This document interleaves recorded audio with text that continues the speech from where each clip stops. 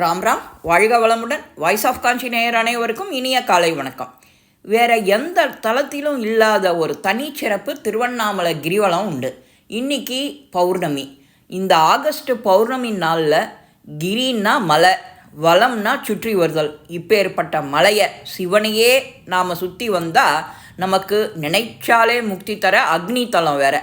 இந்த சிவனை மலையாக காட்சி தர்றதுனால நமக்கு ஒரு அப்பேற்பட்ட கிரிவலம், நமக்கு சிவனை அந்த கிரிவலம் நமக்கு பெருமை.